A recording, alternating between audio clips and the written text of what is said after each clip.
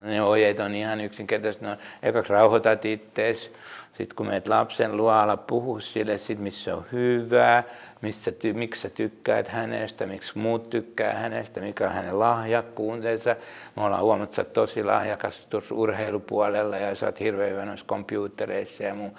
Tai sä oot semmoinen, että sulla on paljon kavereita ja jengi tykkää susta.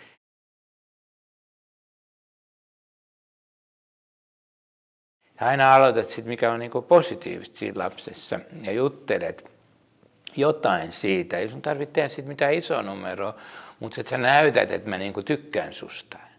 Voit sanoakin.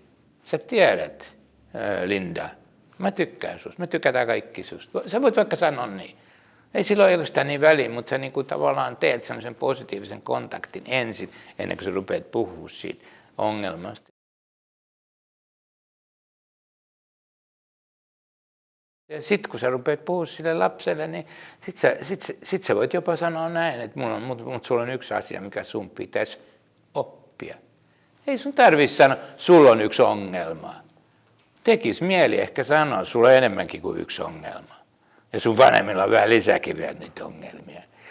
Ja mä tiedän, että me ollaan ongelmakeskeisiä, me nähdään ongelmia ja me nähdään vielä lisää niitä. Mutta eikö se paljon kivempi sanoa, sulla olisi yksi juttu, mikä sun pitäisi oppia.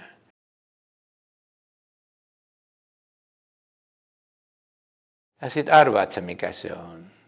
Jos se lapsi sanoo sen ongelman, niin sä käännät sen heti päässä. No joo, tavallaan.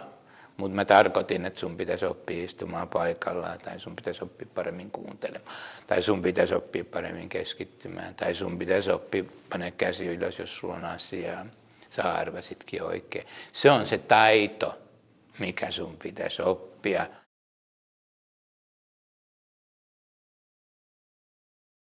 Ja mä mietin vähän, mä haluaisin sun kanssa vähän miettiä, mikä olisi sulle hyvä tapa oppia se taito, voisiko sun kaverit auttaa sua, voiko mä jotenkin auttaa sua.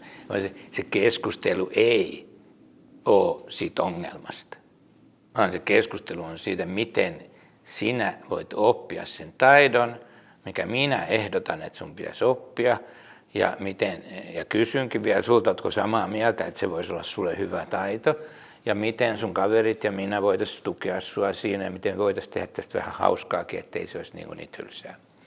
Voitaisiko vaikka jopa juhlistaa jollakin tavalla sit kun sä oot oppinut sen taidon. Meillä on oikeastaan kiva keskustelu.